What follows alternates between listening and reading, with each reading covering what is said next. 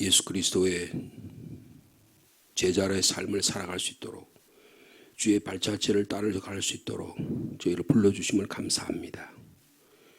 우리의 마음의 어두운 마음이 환하게 열리게 도와주시고 우리 악한 생각이 주님을 따라가는 선한 마음으로 바꿔지게 하시고 우리 마음의 두려움과 염려가 감사와 평안으로 바뀌기를 원합니다.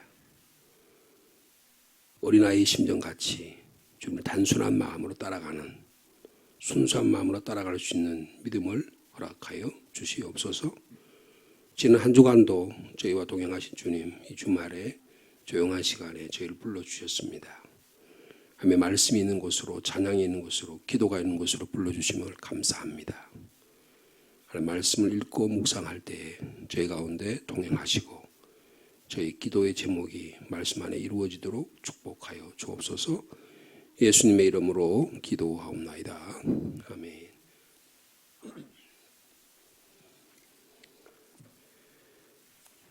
오늘 주신 말씀은 사무엘상 26장 13절 말씀부터 25절 마지막 절까지 말씀이 되겠습니다.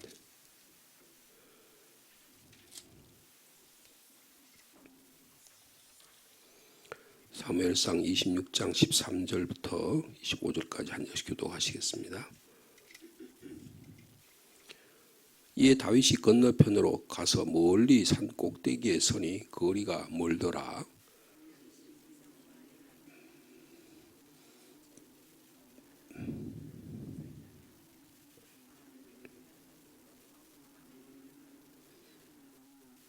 다윗이 아브넬에게 이르되 내가 용사가 아니냐? 이스라엘 가운데 너 같은 자가 누구냐? 그러한데 내가 어찌하여 내 주 왕을 보호하지 아니하느냐? 백성 가운데 한 사람이 내 주 왕을 죽이려고 들어갔었느니라.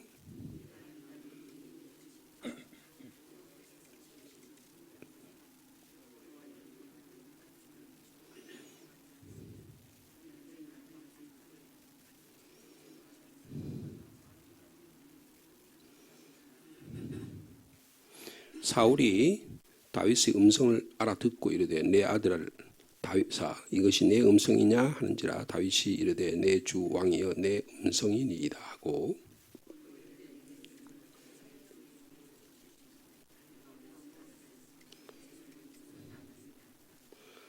원하건대 내 주 왕은 이제 종의 말을 들으소서. 만일 왕을 충동시켜 나를 해하려 하는 이가 여호와시면 여호와께서는 제물을 받으시기를 원하나이다마는 만일 사람들이면 그들이 여호와 앞에 저주를 받으리니 이는 그들이 이르기를 너는 가서 다른 신들을 섬기라 하고 오늘 나를 쫓아내어 여호와의 기업에 참여하지 못하게 함이니이다.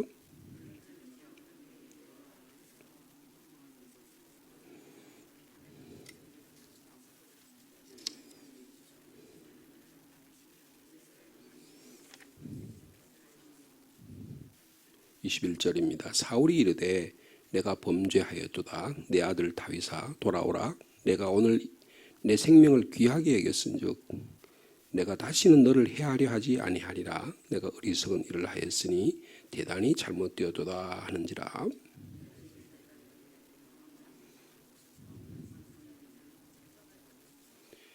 여호와께서 사람에게 그의 공의와 신실을 따라 갚으시리니 이는 여호와께서 오늘 왕을 내 손에 넘기셨으되 나는 손을 들어 여호와의 기름 부음을 받은 자 치기를 원하지 아니하였음이니이다.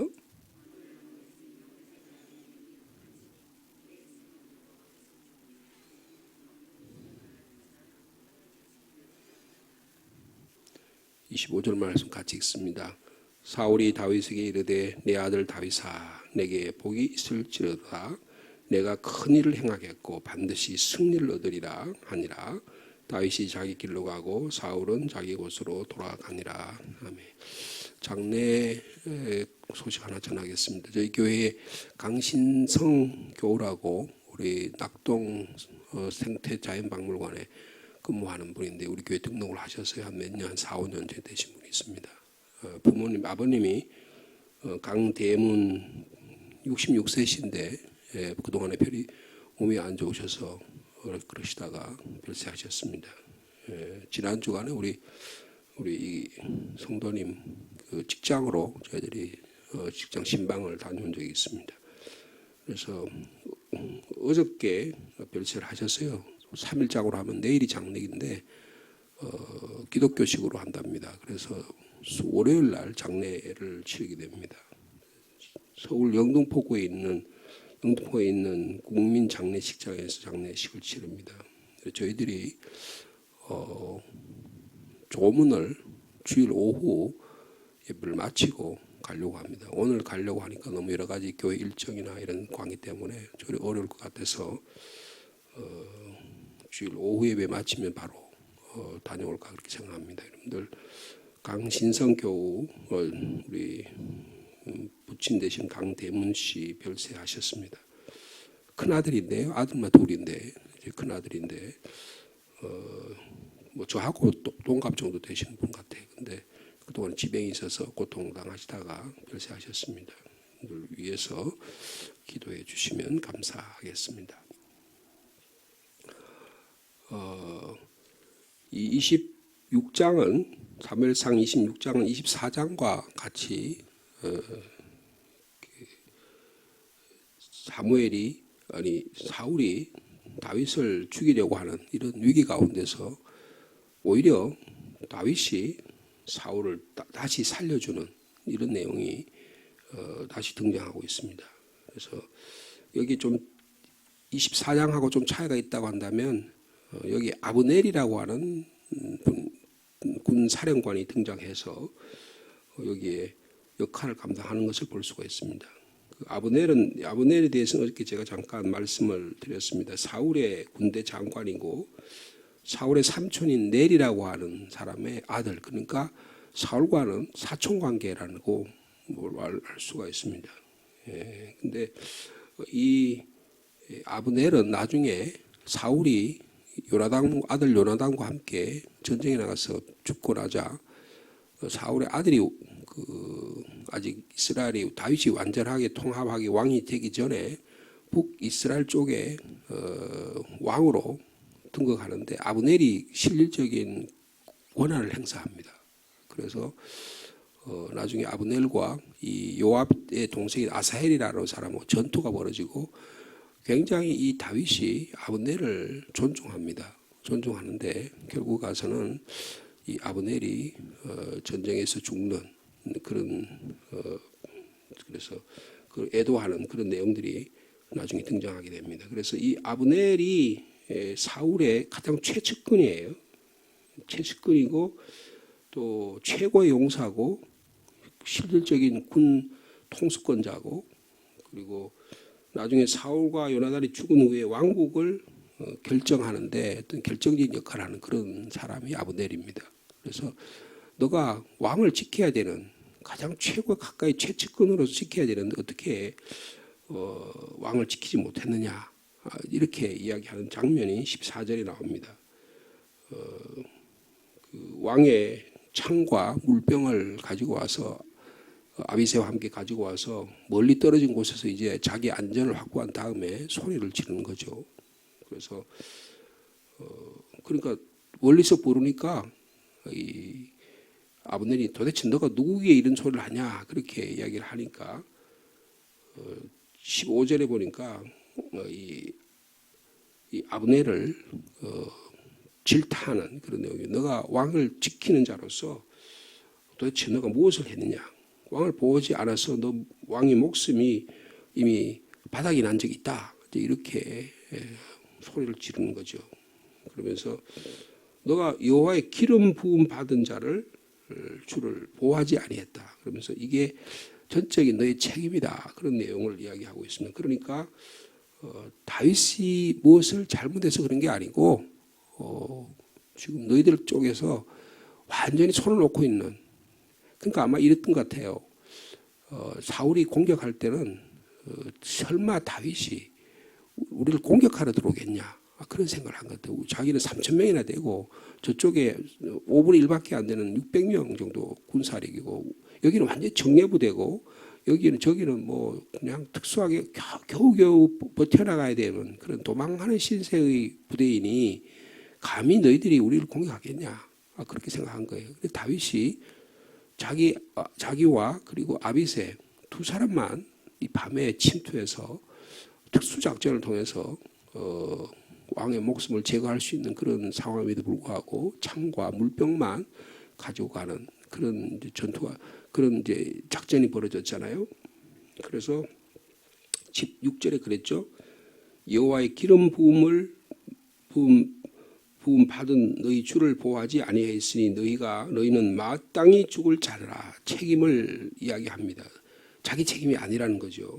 그러면서 이제 왕의 창과 왕의 머리 곁에 있던 물병이 어디 있는지 한번 찾아봐라. 이렇게 상대방을 좀 조롱하는 그런 이야기가 여기에 진행이 됩니다. 그 아브넬의 무능함을 사울 왕조의 무능함을 이야기하는 거예요. 그 허점을 이야기하는 것이죠. 그러니까 그 다음부터는 아브넬이 등장하지 않습니다. 아브넬이 무능한 자가 여기 등장하지 않아요. 그리고 드디어 사울이 등장을 합니다. 여러분 이것을 한번 이렇게 무대에 올려진 영화에 올려진 장면을 한번 생각해 보세요. 사울이 중간에 있고 그리고 그 옆에 아브넬이 지키고 있고 그리고 그 주변에 군사들이 있고 모든 또 군사들이 그 주변에 또 삥 둘러서 3,000명이 사울을 보호하는 상황에서 밤중에 하나님께서 그들을 다 잠을 깊이 잠들게 해서 깊숙이 들어가서 그 창이 꽂혀 있던 그 창을 빼내고 그리고 왕이 차고 있던 그리고 그 물병을 가지고 서서히 사라지는 그 장면을 한번 생각해 보십시오. 얼마나 그 무기력하겠어요. 이 소리를 사울이 듣습니다. 그래서 내 아들 다윗아 내가 너 음성이냐라고 소리를 지르요. 그러니까 내 주왕이 내 음성이니이다 그렇게 이야기합니다. 근데 지금 여기서부터는 제가 당신의 아들입니다라는 말 표현이 없어요.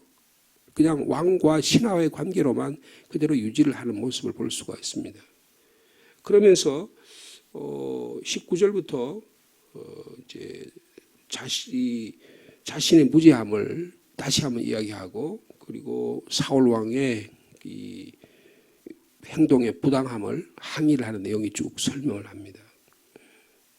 근데 거기 재미있는 표현이 19절에 있어요. 자, 19절 말씀 다시 한번 같이 읽어보겠습니다. 시작.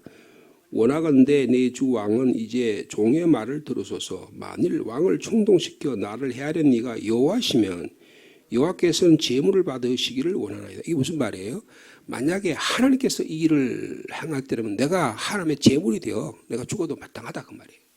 그렇지만 만일 나를 헤아리는 계획이 사람들이라면 어떻게 한다는 거예요? 그들이 여호와 앞에서 저주를 받을 것이다. 그러니까 지금 사울이 여러 첩보원들 그리고 그를 따르는 그 권력의 힘에 의해서 할 수 없이 그를 따르는 사람들에 의해서 사울의 기가 얇아져 가지고 이렇게 여기 흔들리고 저기 흔들리고 계속 그래왔다는 거예요. 그리고 그의 마음속에 무엇보다도 하나님의 영이 떠난 상황, 하나님과 관계가 단절된 상황에서 끊임없는 비교의식 가운데 두려움을 느낀다는 거예요. 여러분 인간이 두려움을 느끼는 여러 가지 요소가 있습니다. 그 요소 중에 하나가 비교의식에서 오는 거예요. 내가 저 사람보다 못하다라는 생각을 하게 되면 끊임없는 비교의식으로 해서 상대방을 미워하게 되는 그런 마음이 발생한다는 것입니다. 우리가 잘 아는 대로 가인이 하나님께 예배를 드리고 자기는 또 나름대로 곡식을 바쳐가지고 그렇게 예물을 드렸는데 자기 동생 아벨과 아벨의 제사는 받고 자기와 자기의 제물은 받지 않는다고 하는 이 비교의식 때문에 그리고 열등의식 때문에 결국은 엄청난 비극이 발생하는 것을 볼 수가 있는 것입니다. 우리 안에 두려움이라는 거예요. 그러니까 여기서 우리가 볼 수 있는 것은 뭐냐면 우리 안에 있는 다가오는 두려움을 어떻게 믿음으로 극복할 수 있느냐 그거예요. 신앙적으로 늘 우리에게는 두려움이 찾아옵니다. 또 꼭 비교의식뿐만 아니고 여러 가지 일로 인해서 우리 안에 두려움이 찾아와요. 근데 이 두려움을 은폐하거나 아니면 다른 방식으로 더 강한 방식으로 자기를 대처하려고 하거나 그것을 두려움을 하나님 앞에서 다 내어놓고 주님 앞에서 바로 문제를 해결하거나 여러 가지 방식이 있을 텐데 오늘 다윗은요 여기 안에서 당당하게 대결하는 거예요. 그런데 사울은 이것을 해결하는 방법을 잘 선택하지 못했다는 것을 볼 수가 있는 것입니다. 그래서 만일 사람들이면 그들이 여호와 앞에서 저주를 받을 것이다. 왜 그래요? 이는 그들이 이르기를 너는 가서 다른 신들을 섬기라 하고. 이게 무슨 말이에요? 다윗을요, 하나님을 섬기는 하나님의 백성인데 쫓아냅니다. 그래서 유다 땅에, 이스라엘 땅에 머무르게 하는 거예요. 그래서 결국은 26장 이후에 어떻게 되냐면 이 다윗이 다시 블레셋으로 도망갈 수밖에 없어요. 그래서 블레셋 땅에 아기스라는 사람으로 다시 도망을 갑니다. 망명생활을 하는 거예요. 블레셋 사람들은 하나님을 섬기지 않는 사람들입니다. 여러분, 내가 예수 믿고 구원받아서 신앙생활을 하는데 교회 못 나오게 한다는 거예요. 쉽게 말하면 교회 공동체 안에 발을 못 붙이게 만든다는 거예요. 그럼 어떻게 합니까? 얼마나 고통스럽겠어요. 그래서 이게 너는 가서 다른 신들을 섬기라 하고 오늘 나를 쫓아내어 여호와의 기업에 참여하지 못하게 하니 이게 말이 됩니까? 제1계명을 나로 하여금 어기게 한다 그 말이에요. 어떻게 당신이 이럴 수 있냐? 이렇게 이야기하는 것입니다. 그래서 도대체 사울왕 당신은 나를 추적하는 이유가 뭡니까? 나로 하여금 하나님을 못 섬기게 만들려는 겁니까? 그렇게까지 이야기하는 추궁하는 모습을 볼 수가 있는 것입니다. 그러면서 20절에 그러죠. 그런즉 청하건대 여호와 앞에서 먼 이곳에서 이제 나의 피가 땅에 흐르지 말게 하옵소서. 내가 이제 먼 곳에 이스라엘 땅을 떠나가지고 먼 곳에 이르러서 지금 앞으로 자기 도망자의 신세를 아주 더 할 텐데 이런 비참한 생활을 왜 나를 하여금 하게 만드냐 그 말이에요. 그러면서 이는 산에서 메추라기를 사냥하는 것 같고 그리고 이스라엘 왕이 한 벼룩을 수색하러 나온 것 같지 않습니까? 어떻게 이런 일을 위해서 국력을 낭비합니까? 어떻게 이러한 사소한 복수를 위해서 국가 권력을 사용하기 어리석은 행동을 합니까? 라고 질타하는 그런 모습을 여기서 볼 수가 있는 것입니다. 자신을 추적하는 이유를 밝히라는 거예요.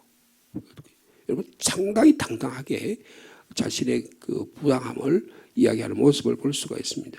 자, 그러자 21절이에요. 사울이 말합니다.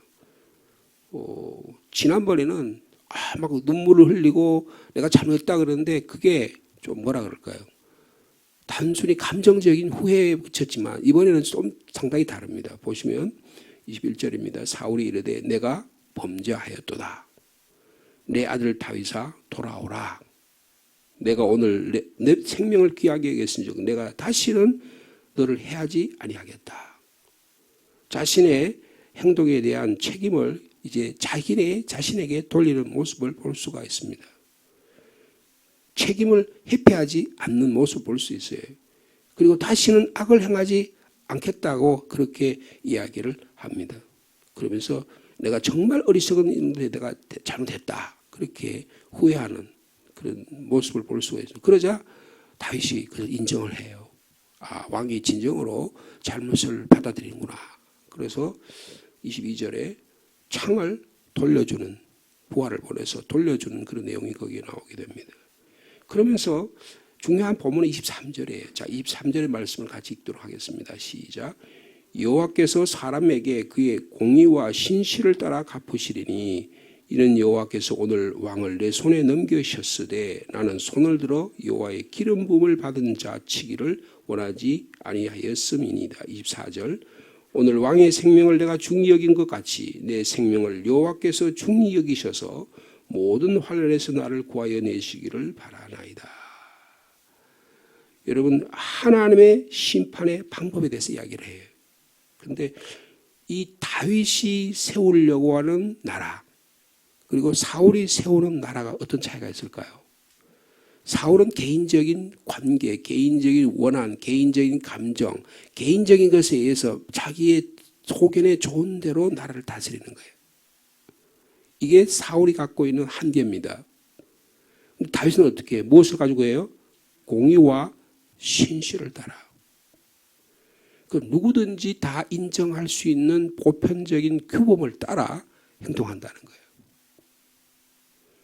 하나님은 사람의 공의와 신실함을 따라서 사람이 올바로 행동하느냐 신실하게 행동하느냐 그것을 따라서 보응하기도 하고 심판을 하신다는 거예요. 그러니까 사울은 어떻게 자기의 개인적인 판단에 따라서 행동해요. 그런데 다윗은 하나님의 공의와 하나님의 뜻에 따라서 모든 일을 이루어 나가는 모습을 볼 수가 있는 것입니다. 그러니까 다윗이 추구하는 하나님의 나라에, 다윗이 세우려는 왕국의 나라에, 그러니까 거기에는 남녀노소 빈부귀천 그런 어떤 혈연, 지연, 뭐 학연 뭐 이런 것들에 좌우되지 않는 거예요. 사울은 어떤 의미에서는 이런 혈연, 지연, 또 다음에 뭐 민족, 계층 간의 갈등 이런 것들에서 자기의 이해관계에서 자기와 관계가 좋은 관계 사람들만 취해서 나라를 다스리는 거예요. 여러분 사울이 나라가 만약에 하나님께서 사울을 계속 보호하고 지키셨다면 어떻게 됐어요? 편중된 나라를 만드는 거예요. 그런데 다윗의 나라는 어떤 나라입니까? 하나님의 공의와 하나님의 진리에 따라 세워진 나라를 만든다는 거예요. 여러분 하나님의 공의와 하나님의 신실함에 따라서 우리의 삶을 살아드리는 저 여러분의 삶 되길 축복합니다. 이게 전혀 다른 차이라는 거예요. 공의롭지 못한 사회의 리더가 사울 왕이라고 볼 수 있어요. 그런데 하나님이 이제 새로운 왕조를 통해서 공의로운 메시아의 왕과 하나님의 나라를 세우기를 원하신다는 것입니다. 다윗은 새로운 세계를 추구하는 사람이에요. 우리는 이 세상에 살지만 하나님의 나라를 만들어가는 사람들입니다. 하나님의 공의와 하나님의 사랑과 하나님의 평화를 만들어가는 사람이에요. 그러므로 어떤 의미에서 우리 그리스도인은요, 이 세상에 대한 변화, 세상을 변혁시키는 책임을 가진 존재라는 것을 말씀합니다. 예수 그리스도의 이름으로 세상을 변화시켜야 돼요. 예수 그리스도의 이름으로 우리 가정을 변화시켜야 돼요. 예수 그리스도의 이름으로 우리 삶의 자신을 변혁시키는 힘을 가져야 된다는 거예요. 여러분 다윗의 모습 가운데 이런 모습이 여기에 23절에 있다는 것을 발견하시길 바랍니다. 사람에게 그의 공의와 신실을 따라 하나님께서 갚으신다. 그 사람이 내면의 세계가 얼마나 중요하냐는 것을 바라보신다는 거예요. 아, 이 사람은 내 편이니까, 이 사람은 내 가족이니까, 이 사람은 나와 연관이 있으니까 그 사람 봐주고 저 사람은 내 편이 아니니까 척결하고 그런 게 아니라는 거예요. 다윗이 내한테 마음에 안 드니까 이스라엘 백성들이 인기가 나보다 더 많으니까 버리고, 그리고 내 가족들만 아브넬을 묻고 자기 사촌이잖아요. 자기 아들이잖아요. 그밖에 없는 거예요. 다른 사람을 받아들이지 못하는 거예요. 베냐민 지파의 안에만 갇혀 있는 거예요. 그런 나라가 어떻게 제대로 된 나라가 될 수 있겠냐는 거예요. 그런데 이 사울이요, 그런 사적인 욕망이나 개인적인 복수에 그게 그냥 끊임없는 그 어떤 비교 의식에 사로잡혀서 자기 자신의 한계를 뛰어넘지 못하는 모습을 볼 수가 있습니다. 여러분 영적 전쟁이 뭐예요? 나의 자신 안에 갇혀 있는 데서부터 벗어나지 못하게 하는 게 영적 전쟁입니다.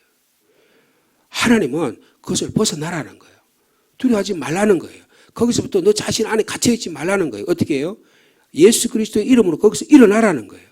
성령의 도우심으로 그걸 새로운 세계의 꿈을 꾸고 그 나라를 만들어 가라는 거예요. 여러분 내가 예수 믿고 변화된 게 뭡니까? 예수 믿고 내가 변화된 생각이 변화가 있습니까? 가정의 변화가 있어요? 아니면 조금이라도 점점 나의 삶에서 하나님 나를 만들어 가려는 그런 세계가 꿈꿔지고 그것을 위해서 함께 기도하고 그것이 이루어지기를 우리가 꿈꾸고 있냐 그 말이에요. 여러분 하나님 우리에게 공의와 신실을 따라 갚으신다고 하는 것을 꼭 기억하시기 바랍니다. 그러니까 여호와께서 오늘 왕을 내 손에 넘겼지만 내가 하나님의 당신의 그 다른 것을 하나님이 알아서 심판하실 거예요. 내가 거기 관여하지 않겠다는 거예요. 내가 손을 들어서 여호와 기름 부음 받을 내가 치기를 원하지 않는다. 하나님의 공의와 심실을 따라 심판하신 그 하나님의 영역으로 돌려드린다라고 하는 이런 판단력을 갖고 있다는 거예요. 여러분 어떤 자를 왕으로 세우기를 원하십니까? 여러분 오늘의 우리 사회를 한번 보세요. 여러분 현재 정치, 경제, 사회, 문화 모든 영역에 있어서 삶의 모습이 어때요? 너무 갈라져 있잖아. 그죠? 한쪽으로 치우쳐 있잖아요. 나는 이쪽 편에 있고 누구는 저쪽 편에 있고 그래서 하나는 절대적인 선이고 하나는 절대적인 악인 것처럼 행동하잖아요. 여러분 세상에 그렇게 코락코락하지 않는데 이 사회를 그렇게 갈라놓는 부류들이 있다는 거예요. 그렇게 사람들 거기 갈라쳐가지고 사람들의 마음을 뺏는 자들이 있다는 거예요. 여러분 여기에 흔들리면 안 된다는 겁니다. 이런 시대일수록 하나님의 공의와 하나님의 뜻을 실행하는 일들을 위해서 애쓰는 자들이 바로 세워지도록 우리가 힘써야 된다는 거예요. 그런 의미에서 참된 그리스도인 가운데 진정한 정치가들이 많이 나와야 됩니다. 사회를 위해서 애쓰는 경제인들이 나와야 되는 거예요. 군인들이 나와야 되는 거예요. 여러분 시장도 나오고 시의원도 나오고 하나님의 나라를 만들어가는 사람들이 나와야 그래야 그들을 통해서 하나님의 나라가 이루어지게 된다는 것입니다. 악한 것은 전부 다 세상 사람들한테 다 맡겨놓고 그 시의 재정 아니 국가의 재정을 전부 다 몇 조 원, 몇 천억이나 되는 재정을 아무렇게나 쓰게 만들어 놓고 거기에 나도 조금 거기에 조금 얻어 먹을까 싶어가지고 거기에 길을 기우거리고 그래서 되겠냐 그 말이에요. 이게 올바로 집행되는지 이런 데에 대한 하나님의 공유와 뜻이 어떻게 이루어지는지에 대한 판단력을 가져야 그런 사람이 세워져야 그 사람이 시의원이 돼서 제대로 입법을 하고 또 시정을 감독하고 관할하고 보호하고 때로는 같이 협조하고 그런 일이 일어나야 될 거 아니에요.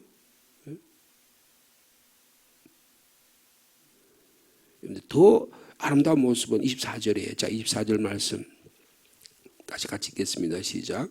오늘 왕의 생명을 내가 중히 여긴 것 같이 내 생명을 여호와께서 중히 여기셔서 오늘 환난에서 나를 구하여 내시기를 바라나이다. 이런 위기상황 가운데도 기도하고 있습니다.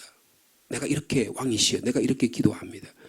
오늘 왕의 생명을 제가 중히 여긴 같이 제 생명을 하나님께서 중히 여기시기를 기도합니다.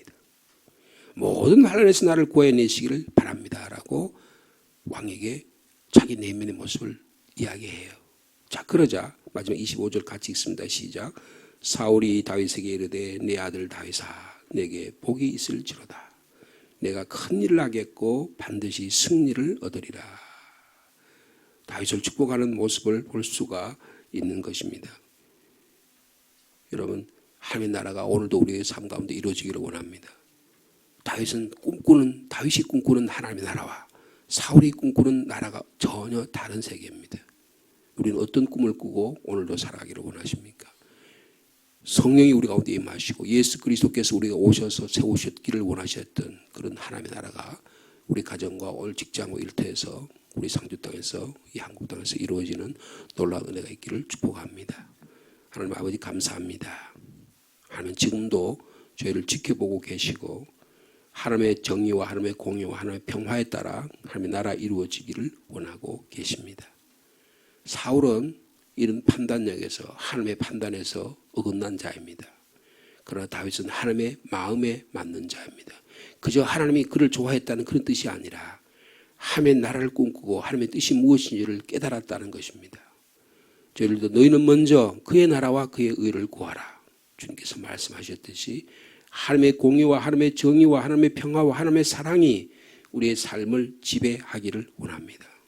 하나님의 공의와 하나님의 사랑이 이루어진 것이 예수 그리스도의 십자가의 은혜요 예수 그리스도의 부활의 능력입니다. 주님 예수 그리스도의 십자가 은혜와 부활이 우리의 삶을 지배하게 하여 주옵소서. 예수님이 살아오셨던 그 모습 그대로 오늘도 저희 삶 속에 저희 교회를 통해서 그런 일이 일어나기를 원합니다. 다윗은 그런 하나님의 사람이었습니다. 악을 악으로 갚지 않습니다. 사소한 복수를 위해서 자기가 하나님의 기름 부은 자를 자기의 손에 영역이 있다고 마음대로 행동하지 않습니다. 그러나 사울은 사소한 복수를 위해 국가의 권력을 악용하고 남용하는 부끄러운 지도자였습니다. 주님 저희들의 삶 가운데 뉘우칠 것을 뉘우치고 진정한 하나님의 나라 이루어가는 우리의 삶이 될 수 있도록 주께서 인도하여 주시옵소서. 5월 가정의 달을 주셔서 감사합니다. 어저께는 어린이날이었습니다. 저희들이 어린이 주일로 지키려고 합니다. 우리 교회, 우리 가정에 있는 자녀들을 위해 기도합니다. 주님 자녀를 축복하여 주시옵소서. 어린 생명으로부터 모든 결혼하고 앞으로 삶을 이뤄나가는 모든 자녀들에게 복의 복을 더해 주시고 하나님 믿는 자녀로 잘 이루어가는 모든 생명 가정 다 될 수 있도록 주께서 축복하여 주시옵소서. 예수 그리스도를 믿는 믿음으로 떨어져 나갈까 심히 두렵습니다. 주님께서 보호하시고 인도하시고 돌아오게 하시고 믿음의 길을 당당하게 걸어가는 우리 모든 자녀 될 수 있도록 주께서 축복하여 주옵소서. 공부하는 가운데 있는 자녀들이 있습니까? 지혜를 더하시고 명철을 더하여 주시옵소서. 지혜가 자라고 인격이 자라게 하여 주옵소서. 공부하는 가운데 있는 자녀들, 특별히 또 직장을 위해 준비하고 있는 자녀들 주님 축복해 주시고 위로해 주시고, 이 예수 그리스도 제대로 믿는 하나님의 자녀가 사회 곳곳에서 바로 일해서 이 하나님의 나라 만들어가는 그런 생명 있는 하나님의 나라 만들어가는 귀한 자녀를 다 될 수 있도록 주께서 축복하여 주시옵소서. 강신성 교우 아버지를 여의었습니다. 기둥 같은 아버지를 잃은 슬픔을 주님께서 위로해 주시고, 또 이 모든 장례 절차 가운데 믿음으로 또 장례를 치르려고 하오니 주님이 소망 가운데 이겨날 수 있도록 주께서 함께하여 주시옵소서. 주님, 새로운 교육자를 모시려고 합니다. 주님, 하나님의 마음에 맞는 성도들을, 교우들을 사랑하는, 그리고 목회자들과 좋은 관계를 만들어가는 그런 목회자를 보내주시고, 또 많은 차질이, 공간이, 공백이 많이 있지 않도록 주님께서 함께해 주시기를 간절히 기도합니다. 주님, 내일 주일을 준비합니다. 잘 준비되는 나날들이 될 수 있도록 인도하여 주시옵소서. 예수님의 이름으로 기도하옵나이다. 아멘.